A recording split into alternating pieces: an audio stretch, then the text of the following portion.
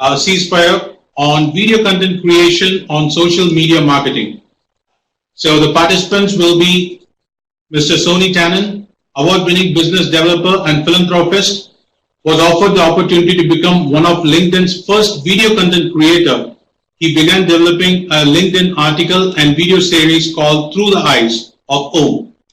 At the same time, he also founded and co-hosts the Unlearn Show. This first-of-a-kind show focuses on community members from around the world and exploring how to break bad habits with a purpose and flourishing both professionally as well as personally. From overcoming adversity to joyful moments, lessons shared truly can impact many. And the second participant for this ceasefire round is Mr. Laci McDowell, a digital marketer and brand strategist who uses authentic multimedia storytelling to bridge the gap between business and forge connections between humans. She is one of the 5 co-hosts of the collaborative breakout show on LinkedIn, The Unlearn Show. The Unlearn interviews inspiring leaders who are juggling personal and professional pitfalls and digs deep into their lives to explore what it really takes to conquer adversity and unlearn toxic behaviors. Our next participant with the group, Chantal Somas, a top LinkedIn creator with over 30,000 organic followers in 1 year. Chantal is also the founder and creative director of Stardust Creative, a brand agency focused on embracing differences through personal and corporate branding. She is spoken at VidCon as one of the first LinkedIn video creators as well as at international conferences in Los Angeles, London, Dallas, and more. As an advocate for the differently abled community, Chantal spreads awareness, hope, and inspiration to those around the world fighting for acceptance by sharing the hidden struggles of differently abled community. And the fourth person is Katie Wallace, the founder of Hug Sustainables and executive director of Rebranding, a non-profit partner. She is an international speaker, eco-entrepreneur, and consultant focused on building a more resilient world. She also does social media and content consulting, working with the partners to raise awareness around sustainability, personal discovery, and mental health. Beyond that, she is an avid adventurer and host of an online series and podcast, Sustainable League, discussing with what it really takes to build a more sustainable world. And understand people and their stories from personal and professional growth and how they are where they are in their journey today. So that's a little basic overview of the Unlearn Show and how I kind of fit into that with my personal story on dealing with adversity from multiple disabilities or different abilities in the United States here. So I am also in digital marketing. And so what has been really interesting about us and the Unlearn Show is the ability to bring together all these people from different parts of the world, basically, to really talk about our stories and to dig into the stories of other people. And so that's really the power of being able to connect on social media and connect through video, because you can establish these relationships with people that you never knew could be possible and people that you would never have met otherwise. And so, yeah, my story. I'm really focused on sustainability and building towards a more resilient world. And the reason why I started with the Unlearn Show is because I wanted to talk about topics that I felt like could contribute towards that. And I feel like personal sustainability, the Unlearn Show was a part of that, and being able to put out content that I felt like mattered really aligns with what I'm trying to do. So that's a little about me. And I'm Sonny TANNAN. I'm also one of the co-hosts with these absolutely wonderful people on this show. And I think I'm echoing what all of them said. If there's anything you have to know about both the platform that we kind of launched ourselves on, or were invited to launch ourselves on, was LinkedIn, or is LinkedIn. And I think you hear this common theme from Chantel, Laci, Katie, and unfortunately one of our other co-hosts, Jake, was unable to join us today. But it is about connecting with others from around the world. Now, I do have to point this out for all of our global viewers. We did actually talk about introducing other co-hosts that were from around the world, and our biggest challenge is just like anything else, time. And it is very difficult for each and every one of us to find a localized time for us to record our shows, interview our guests. And so as we have continued to progress, the show is now enjoying, we just wrapped up our 3rd season. As we continue to progress and evolve with the show as well as what we do on the platform, we have tried to continue becoming better at involving other people from different parts of the world. And the reason why I think that's important is we're going to roll right into video content creation and a social media platform. And so the question that I would love to ask the co-hosts and then, of course, the audience as well is let's start with the very basics. So from, we've been doing this for a little over a year. So let's just say a year and a half safely. So we've learned a lot in that year and a half. But, Chantel, Laci, Katie, what is one thing that you have learned about creating content about yourself as well as what you see other people doing? So what's one thing that you've learned, both good and bad, that we can share with our audiences out there about? So when I first joined and started video content, it was very, very daunting.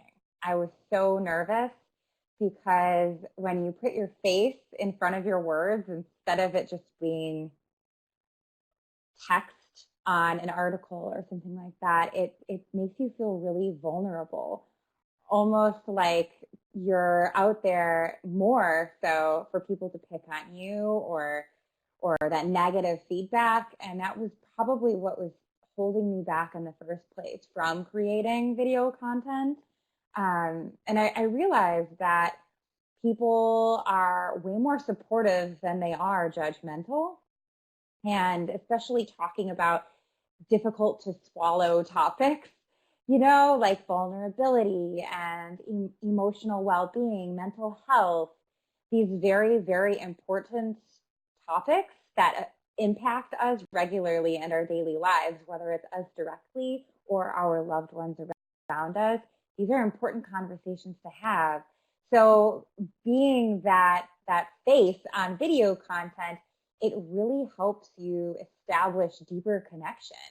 It helps you get to know the people better, even if you've never met before, even if you've only had a couple messages back and forth. It's very magical. So I learned, about myself that I can be more confident and understand that people aren't out there to judge you. They're out there to support you. And having that positive push and mindset has really helped create and deliver more valuable content, I feel, because it's deeper. It's not that surface level conversations that you'd have with your boss or something. It's something a little bit more, it's got more magic to it. That's all I can really say to it. And then also, just being yourself and getting out there and doing it. Video was very new to LinkedIn, but just as a basic level, video on social media is exploding right now, and so the algorithms are pushing it for social media platforms. People want to see video, so it's a lot easier to connect with people because A, you're getting in front of people, and B, it's kind of what they want and how they want to consume content at the moment.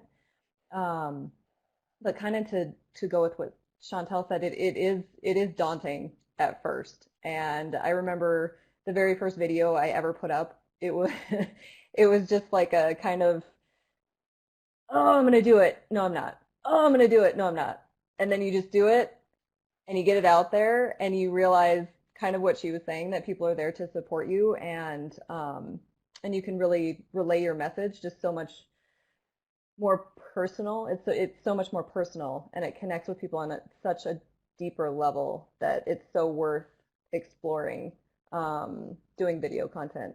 And so, yeah, that was. Yay, that's great. Okay, cool. So kind of to piggyback off of what everyone's saying, I think just starting is such a huge thing. Is just start to create content and create content that is true to you. And if you don't know who you are, you might be able to find yourself through content. So start creating anyway. And I think that if the conversations that you want to have aren't happening, then you should be the one to start them. And I mean, when we all got on LinkedIn and started talking about what we are talking about, nobody else really was. I mean, they were talking about different topics and things that were true to them, but it's fun now to just get on there and like see all these really real videos of people just like sharing their truth. And so whatever that may be, I think that if more people do that, it would make for an even more interesting feed to scroll through. But I think one thing that I learned, as is with just life in general, that there is constant evolution that's involved with creating content. You may have started out creating content around one thing, and then you started evolving into like this it becomes like a beast of its own.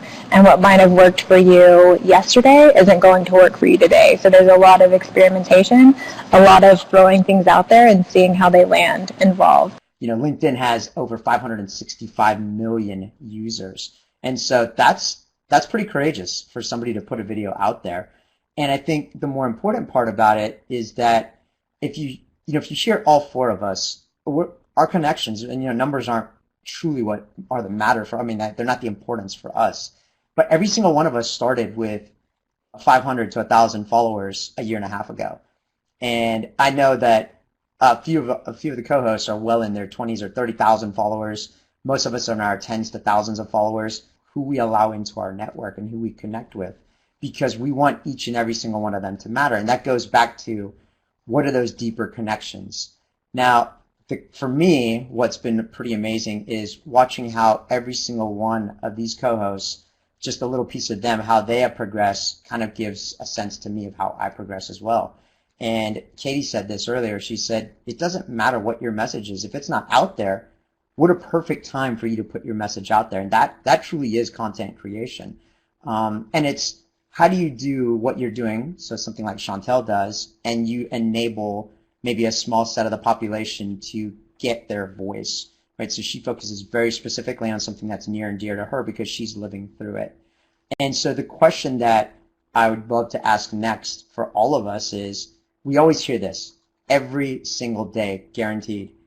Professional versus personal. Facebook, Instagram, Twitter, like this isn't Facebook, this is LinkedIn, professional. So we hear this all the time, some of us more than others. So the question I want to throw out to the group in any order is, what should we be posting on social media platforms, and should it really matter? Is there a blurred line between professional and personal? And what's kind of, what is it that you do to make sure that you're creating content on the platforms that you think are important to you, so that we can share that with the audience? No matter what you put out there, it should be driven with purpose, right? Everything that you drive in digital media or in your social media strategy should offer that value. And that value, to make it as effective as possible, should be tied to your brand, right? Your brand voice, in order to make that digital reputation as strong as possible. And when you think about what you want to do to make that happen, you really have to think about, when people hear your name or they hear your business name, what do you want them to think about? What do you want them to feel when they hear that name? And then you can really drive all of the different characteristics of your content strategy to that. I know there's a lot of, arguing about what we should share on LinkedIn because it's such a professional website versus something like Facebook, which is a lot more family and friends oriented. But I think that no matter what, both are human platforms. Even though we're professionals, we're still human. And creating that human connection is more important than ever now that loneliness is at an all-time low, which is a whole another story and argument. But for me, what I do is I advocate a lot for the differently abled community and talk about these hidden struggles that people with chronic illness or hidden illness or even very visible challenges, they go through every single day because it's such an unheard voice that needs to be heard. And I don't mind throwing my shame to the side to help deliver my story for something more purposeful. And people will say, oh, wow, you know, she's talking about how she's half blind, so I can't see in this eye. And employers or potential clients, you know, you might think they're going to think she's weak or limited because of her different challenges. But that couldn't be further from the truth, which is the core of my purpose in advocating for the differently abled community and giving them a voice, is because where adversity is epic strength of massive proportions, where people can change those limitations or perceived parameters into superpowers. So that's what works for me. As long as you can provide value with every story that you share, I feel like that right there is, you know, social strategy 101. That's how you're going to. In the beginning, I kind of fell into that trap with, okay, it's LinkedIn. How do I filter what I really want to say through what I think people are going to want to hear on LinkedIn?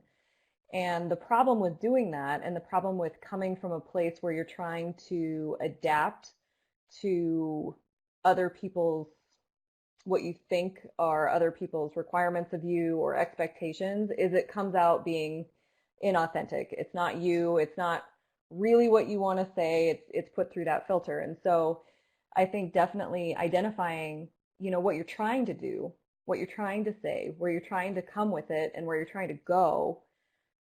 And then you find the people who are attracted to that message. And those are the people you want to speak to anyway, right? You don't want a whole bunch of people who don't care about what you have to say or who are critical. You want to find those people who are attracted to your message, and you never know who you can help. And so it's always worth putting it out there. And I don't think, you know, I hear this argument on LinkedIn. I've heard it from a couple of people, and I don't know if anybody else wants to speak to this, but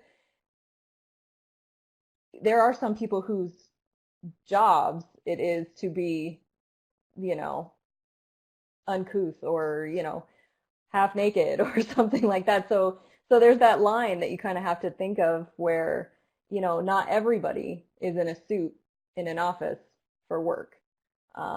And that's maybe not the message that they want to put out there. So I say you just kind of go with your truth. And I think Katie mentioned that earlier. That's very important. I almost feel called out, Laci, because I feel like I'm like the half naked person on Instagram in the jungle, like being a wild woman.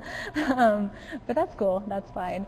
But I think to that point, you have to know yourself. Like, you have to know who you are and what you're about. And once you are so grounded in your truth that truthfully, if you're trying to like let people in on your truth to help others and to add value, then I mean, does it really matter what people think as long as you are okay with what you're putting out there? I think you just have to know yourself. Who are you? Do you like the content that you're creating? Do you like what you're putting out? What are the reasons that you're putting it out? Is it helpful to other people? Is it true to you? And might it be true to other people? Like, I tweak things specific to LinkedIn, to Instagram, and the different main platforms that I use.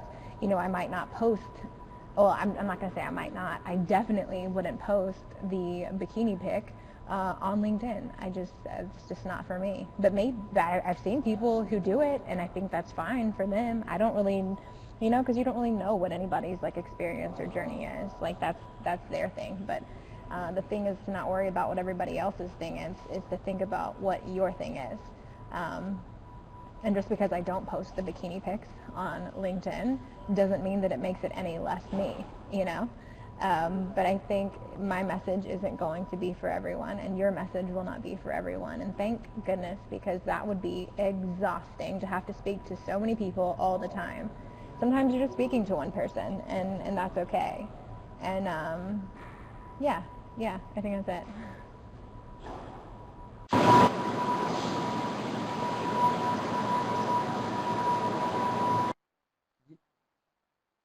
You know, it's interesting because we talk about blending again across lines of platforms as well as personal versus professional. We're going as tactile as physical appearances.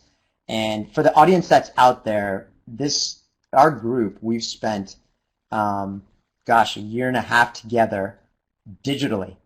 I think three of us, not, maybe half the team has met each other physically face to face one time. So all of our connections and interactions are all in the digital space, but you hear us talking about a human connection. For example, when I met Chantel and Katie for the very first time, it was as if we had just known each other just instantly. Laci, unfortunately, lives out in the mountains, and she's not going to leave, so we need to convince her to come visit us somewhere fun. I'm just kidding. But we have a great deal and a great amount of respect and truly just depth of feeling for one another. I want to go to something that all three of the ladies have said and that I also myself feel very deeply about is I think it was Cisco or HubSpot put out a study just earlier this year. 2017, 75% of content is video. By 2022, 82% of IP traffic is going to be consumed in video form. And why is that important? Because Katie just said something pretty important. She said, there are too many voices that are sometimes out there. If you ask anybody in any space, sales, marketing, digital, whatever it is, somebody that has a responsibility within an organization or even for themselves of getting a message out, 90% of it is probably just noise today. And so what every single one of us is saying to the audience out there is, and each one of us has said it in our own way already, you have to figure out you.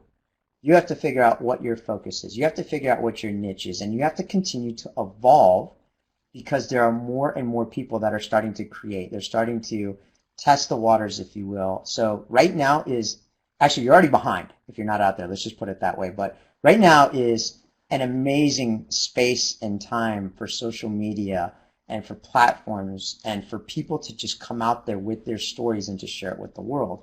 And so I want to take each one of us back for just a minute to what was the first thing that what we created maybe day one to where we are now so that we can give our audience members something very tangible and specific to start with. So for example, maybe we made a certain mistake at the beginning, or maybe we did something really well and it's been consistent to help us to keep getting where we're at today, to either launch our own businesses, and we'll talk about this in a little bit. Maybe we want to speak a little bit more. Maybe we want to write a book. Maybe we want to, go take travel retreats and go around the world on somebody else's dime. It's just, what have we done individually or as a collaboration with another person or group of people from day one to where we are today? What's something that you've either done really well or that this was a mistake that you made earlier on in your video content creation career a year and a half back? What's something that you can share with your audience members? And I see Katie has got her wheels turning already, so let's mix up the order just a little bit. Katie, what's one thing you can share? You understand that you're adding this value, but you're also adding value to yourself because you're putting your message out there and it feels amazing.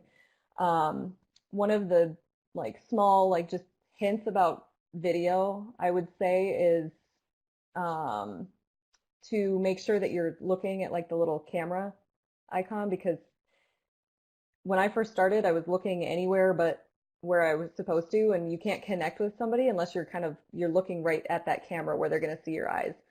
So that would be just something small detail that you could start with. But yeah, don't worry about likes. Don't worry about anything like that, because you will eventually connect with the right people if you are consistent. And that's actually something that I would say that I haven't been that great with recently is that consistency that you really need to connect with people. Because if you stop being consistent, people stop connecting with you on a consistent basis and they just kind of disappear. And so I would say one of the biggest keys to being successful on social media in any format is I agree, Laci. I mean, that frequency of just showing up so people can start to almost anticipate you being there and having something to share is very, very valuable. When I first started, it was actually a push from a campaign. I'd joined this Let's Get Honest campaign, which was massive across LinkedIn a few years ago, and it was ridiculous. The quality was terrible. It was on my phone. I was shaky. I was so nervous that I grabbed my dog, and I had my dog next to me, like holding on to him as support.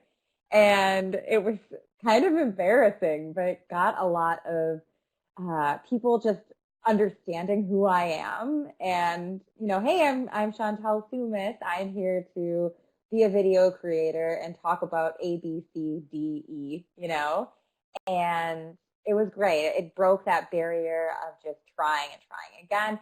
My big tips would be that, one, you're going to do retakes. Yeah, you're your own worst critic.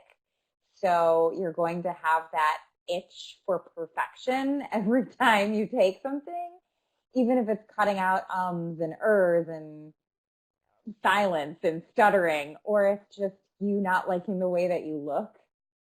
Just don't be too hard on yourself. Also, the most important thing for me is that when I started, I wasn't using subtitles. And I had people reach out to me saying differently abled advocate in my title. They were like, well, I want to hear what you have to say, but I can't hear. So adding captions is critical, not just for accessibility, but it's imperative because I believe it's 80% of video is consumed with the sound off.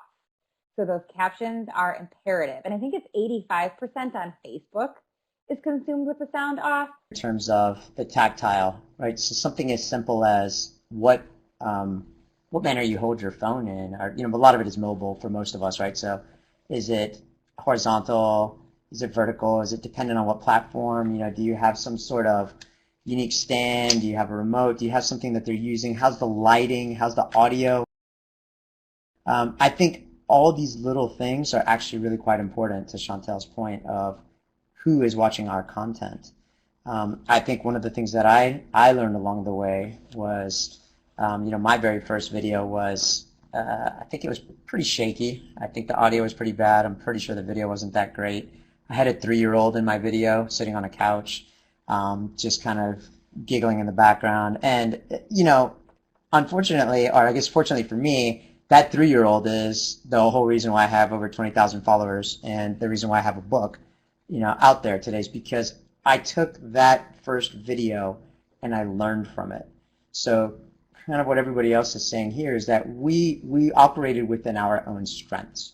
We found what our own unique voice of, you or me in this case was, and we built upon that. And I think that the word that you haven't heard us use yet is authentic.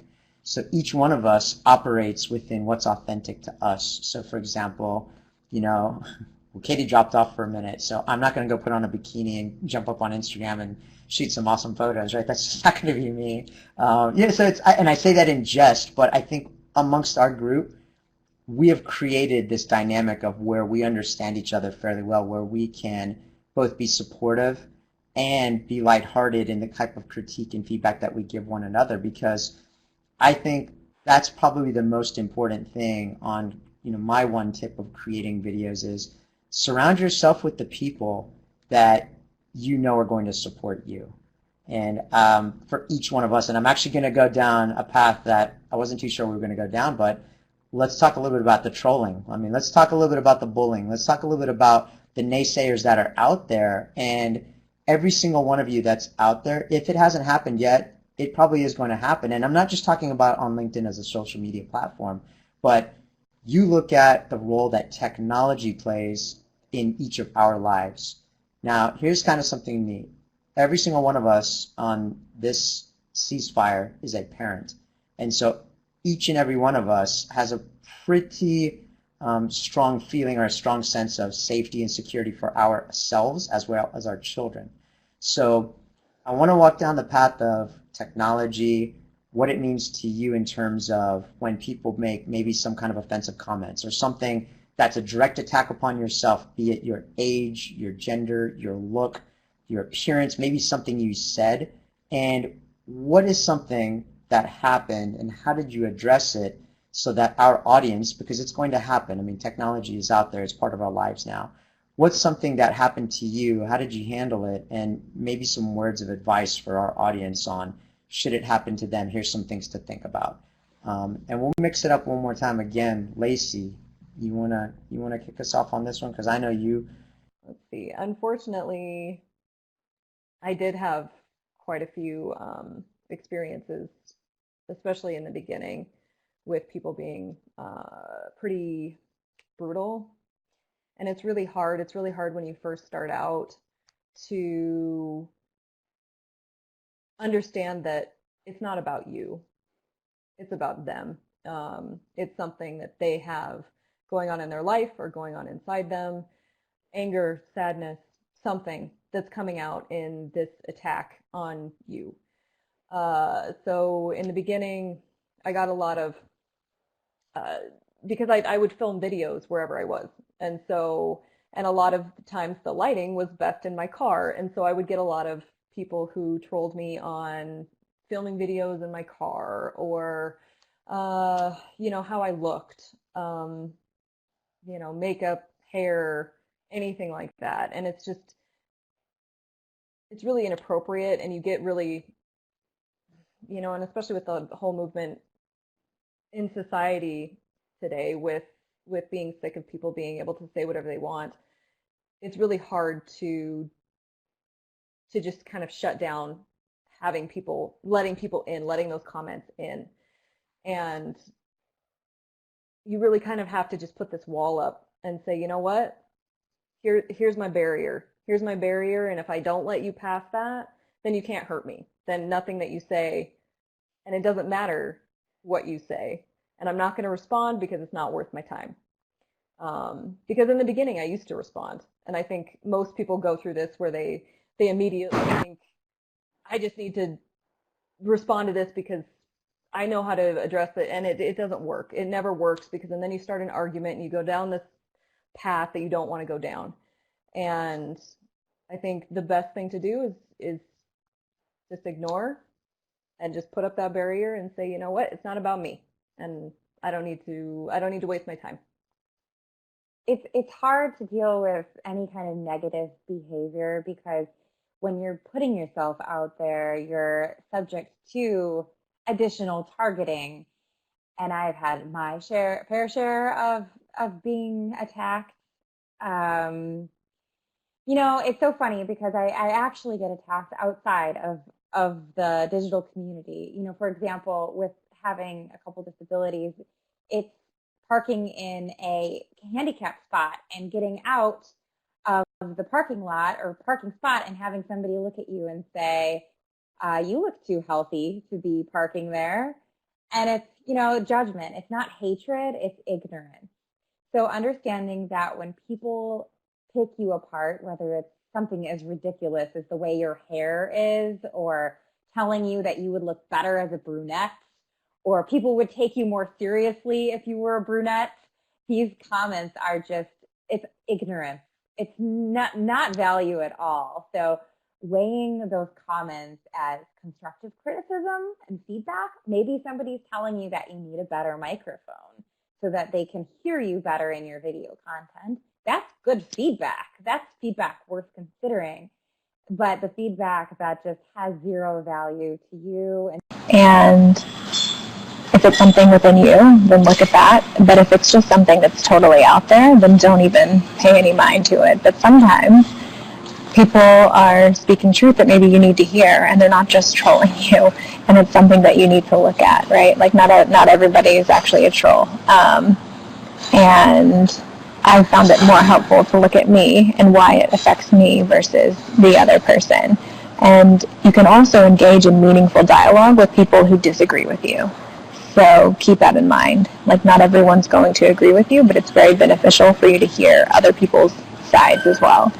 Yeah, I particularly love Katie's last piece of advice there, is that you have to look within yourself to see why are you reacting to something that's being said to you.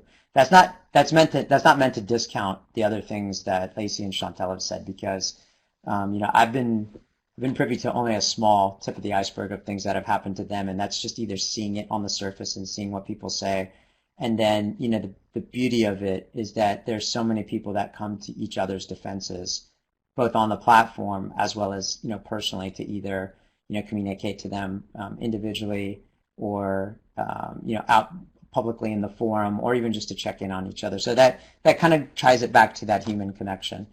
One of the things that happened to me, and it's, to Katie's point, I kind of looked within myself to see, well, what was it that was out there? And that's why I asked this question about security in the cyber world today. It was interesting. I actually had somebody, and it doesn't happen often, but I had somebody question the way that I'm a parent because I have my son on camera with me. And it was interesting to see that those comments, how they came about, and what it allowed me to do was to look at this person's activity and posts and what they had been doing to other people. And unfortunately, they just don't seem like a very happy or nice person, because a lot of the comments and feedback they gave were just completely negative comments. Like there was no constructive criticism whatsoever. And I think Laci might have said this earlier on, but it's just there are people that are out there that are hurting, right, in their own variety of ways, and you don't know what's going on in those people's world. And it's very different now because there's a lot of transparency. There's a lot of accountability that can be had with when you post something, especially on a professional network like LinkedIn. Guess what? People know you. People could find out who you are because you have put your data out there. So now that veil of trying to be anonymous is pretty much gone. And so, you have to, I think what it teaches you is you have to be very, very thoughtful and deliberate in what you put out there, because good, bad, anything in between, you are really, you're showing your reflection of a person on the digital space. And especially for us that are out here, we work very hard to build our brand. We've worked very hard to build our reputation, our brand reputations on what we do on the social media platform. And one of the biggest things about the Unlearn Show is, we have stuck together for quite some time and continue to do this, the whole show, because we've built up this reputation, not only for ourselves, but for our audience members. People know what to expect when we get on air. And I'm not saying we're the most serious of the group. I mean, you can see we have our own technical challenges. We have this sense of lighthearted humor that we have in terms of a group that we engage with, and, just the type of banter and conversations we have amongst ourselves. But when our show starts and when we get our guests on, the guests have an expectation of what they're going to get into. And I think probably my favorite part, and I'm going to ask this question out to the group, is I actually personally love when we have a guest on the show and they actually reveal something to us as a group that they probably either forgot about, maybe had been years past, and then some sort of comment comes out like, I can't believe I just shared that with you. And so I'd love to throw this question out to the co-hosts of, one of our biggest things is being thankful and grateful to the community that has built us up and that we have built along the way. This is, I think, our chance to maybe share a thank you or a gratefulness to one of our favorite guests, and maybe something that they shared, or some sort of thought that left us with something else. So the question is, if you had to pick one guest that maybe left an impact on you, who was that guest? And what was that thing that they either said or shared with you, or maybe that you built with them afterwards, that left a lasting impression for you?